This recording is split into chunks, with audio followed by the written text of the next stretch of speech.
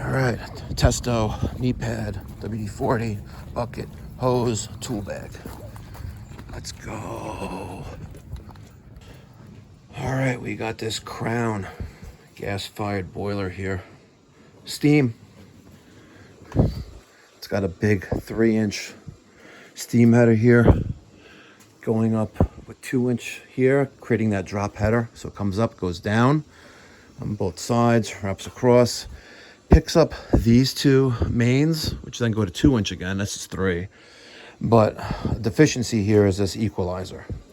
This pipe should not be more than 1 pipe size smaller than that. So since this is, 2.5-inch, this should be 2-inch. Ideally, if you can keep it the same, but why they made that 2.5-inch, I don't know, but it is what it is. We're gonna do some maintenance on here. We're gonna turn off the boiler switch. That's off. Take a look at the components here. Here's your thermostat relay.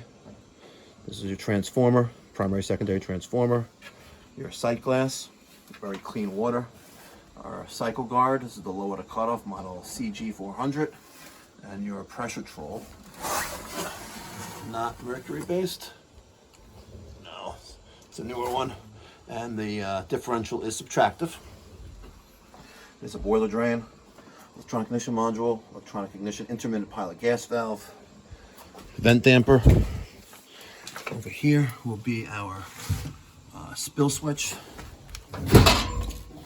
Under the hood, we have all of our burner tubes, which we're going to take out today, clean those. And there is our rollout switch. So if flame is ever rolling out because of its blocked passage, a flue passageway between each section, that will sense flames rolling out where it shouldn't be and burn out, and it can only be replaced. Skim tapping and 15 psi relief valve, which terminates a little bit higher off the floor than normal, but it's okay. And we have a condensate wet return there with a 1.5-inch press ball valve there. It looks like they replaced that wet return. So it wraps around in copper. All right, let's get showing the road. Oh, it's actually cool to the touch. Let's take that off. I'm gonna take these burners out. Full of dust. Crazy. I take each one out individually.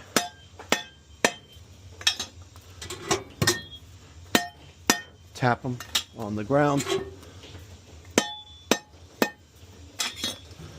We'll get to that pilot burner and the main burner that's attached to it next.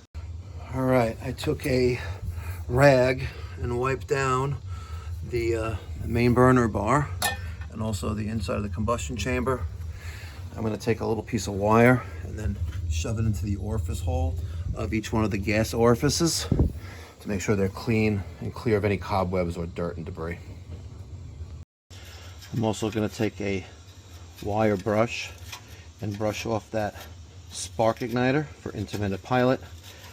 Make sure that there's no buildup on there. Make that nice and clean so we have a good sensing of that pilot once it lights. Beautiful. All right, let's get these bad boys back in there. They're all clean, wiped down, oiled with WD-40. The hardest part is getting them back into the notches in the back of the combustion chamber. Come on.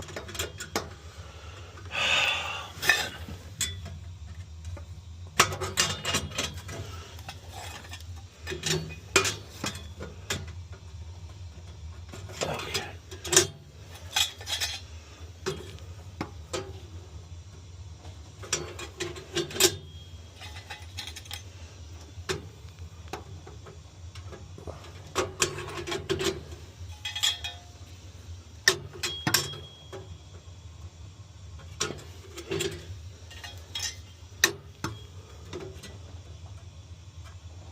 Come on.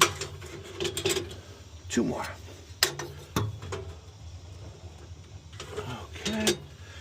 And last but not least, come on, get in there. There we go.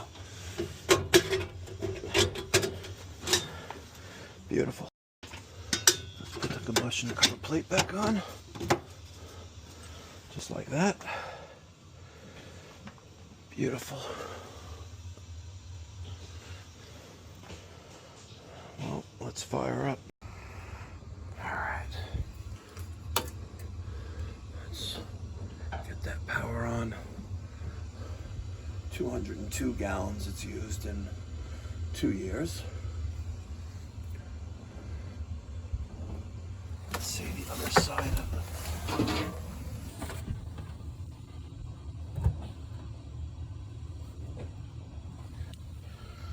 Okay. Let's see if we can get a call for heat. Okay. And we have ignition.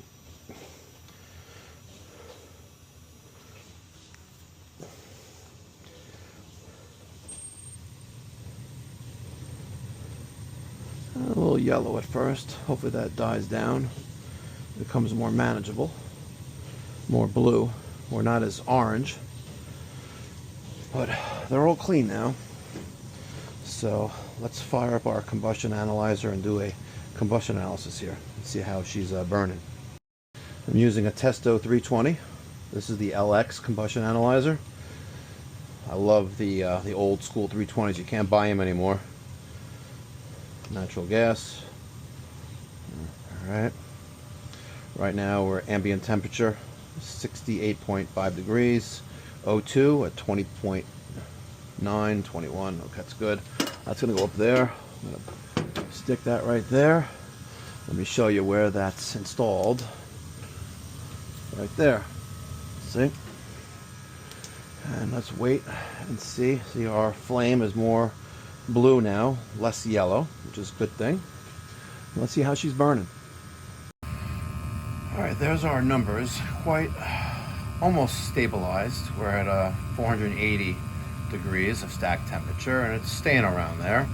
7.3% of O2, 49% of particles per million, of parts per million of carbon monoxide. Gross efficiency, 79.6. A little disappointing there. And our CO2 is 7.57. Let's take a look at our cheat sheet for an atmospheric gas-fired boiler. Now it'll be on the higher side of the stack temperature because we're boiling water and we'll be at 212 degrees instead of like a traditional hydronic boiler at 180. So our stack temperature shouldn't exceed 500, but if it does, that efficiency is going to be much less. Our O2 should be 4 to 9. If we look back at our Testo, our O2 is 7.5, CO2 6.5 to 8, and we are at 7.46, and carbon monoxide should be under 50 parts per million, and we're at 58. And we're going to check the manifold pressure of that gas valve and see if it's at 3.5 inches of water column. If I adjust the gas valve, our O2 will increase, and we can afford that a little bit because we're at 7.7.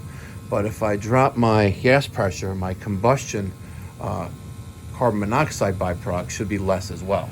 So we got to check the manifold pressure on that and get that as close to 3.5% as possible.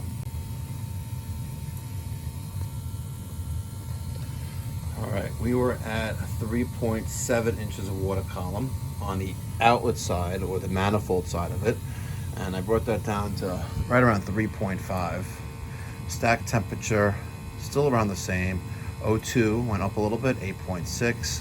Carbon monoxide now at steady 70, and our CO2 is at 6.9, and that's as best it's gonna get. We cleaned all the burners. There may be some buildup in the flue passageways of the cast iron block, but without taking this whole thing apart, we're not going to get any better than this. Our gas piping, Yeah, it looks like we're kind of limited with that, and that's probably part of the problem. We have, that's 1 inch, and also going to 1 inch over there, but it's 3/4. Going to here to a 175,000 BTU boiler. Let's see, let me confirm that size. BTUs. Where is it? 207,000. So combining with that gas piping should be larger. At 1 inch and 1 inch there as well. When you have a 40,000 BTU here, you have a little over 200,000 BTUs there, and the meter is on the opposite side of the basement. So everything has to be perfect, but we did the best we could do for today. I clipboarded the results for the combustion test. Now we're zeroing out for our draft analysis. This is going to go straight up. We need to be negative pressure. This is now diluted air from the diverter going up the flue. So let's clipboard that, and we'll print the results and have a nice day. Man, ran out of paper. Keeping it real. Then I'm not going to get one today. That sucks. All right, let's test out what a cutoff. I have a garden hose hooked up to that boiler drain right there, which is the bottom of the boiler. We're going to watch that sight glass drop down. The water level in the sight glass drop down. Make sure the low water cutoff turns on and turns off power to the boiler. All right, while we're draining, let's finish up the service call with a sticker on the front of the boiler. If you take this QR code and scan it with your smartphone and the camera app, it'll bring you directly to our Housecall Pro landing page to book a service call on our website, pipedoc.net. So if you have a maintenance plan with us, you select that one service call category, whether it's a maintenance visit that you're entitled to or a repair visit, which you get at a discount. And a magnet on the water heater. Okay, let's see what that's like now. We're almost down to the bottom. We're well below the probe for the low water cutoff. Let's see if that light is on the low water cutoff yet. It's hot. I'm trying to avoid doing that. Let's drain the hose. Okay. The hose is now really quite flexible. Now it's blazing hot. Okay, turned off the boiler. We're good. All right, I wiped down the entire jacket.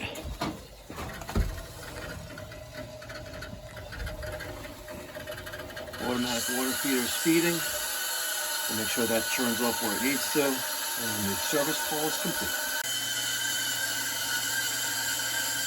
All right, getting there.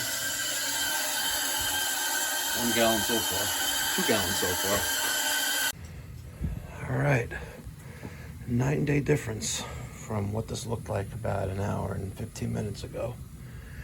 I didn't on camera catch removing the pressure troll and blowing through the pigtail, make sure that's clear. I blew through it with my mouth while the pigtail's still attached. Just pushed a little bit of water out of there, but we were good. Sight glass is clean. Service tag, today's date, marked tune up. Threw the magnet on the water heater. We good to go. The only thing I don't have is a printout of the combustion test, but we got it all on video. We good. Smash that thumbs up button. Do it now. All right, total time on site, 1 hour and 22 minutes. My company, Pipe Doctor Home Services, utilizes Housecall Pro for our company-wide CRM. It allows our call taker and dispatcher / office manager, one person by the way, she wears multiple hats, to dispatch service calls on a schedule, on whether it's her tablet, her phone, her computer, but you can do that anywhere in the world thanks to our phone system. and we get dispatched out in Housecall Pro. We let the client know that we're on the way by clicking on our way in Housecall Pro. It sends a text message to the client with our picture. It also gives them the ability to track our progress to their home. We track our time on site. We do our invoicing, the notes, the pictures, all that good stuff within Housecall Pro. And then when we're done with the service call, we collect payment by cash, debit, or credit card through Housecall Pro. Actually, we're not putting cash into the tablet or the iPhone, but you know what I mean. The cash goes in the pocket, which then goes in my pocket at the end of the day. But if you are still using paper and pen to invoice and dispatch, what have you, check out housecallpro.com/Mikey Pipes. Tell them I sent you. They'll give me an attaboy, and you could get a month of free service to try them out. It's the best investment. One of the best investments I did with my company is implementing a scalable CRM like Housecall Pro. Thank you so much for watching. If you enjoyed the kind of content you just watched while I did a tune-up on this gas-fired boiler, I skipped a couple things. But if you enjoy this kind of content, the best way you can support and show me the love is by hitting that subscribe button down below. There's no cost or obligation. And thumbs up and hit that notification bell to get post notifications when I drop a video, which I try to do every single day, 7 days a week, 365 days a year. And I've done that for like the last 8 or 9 years.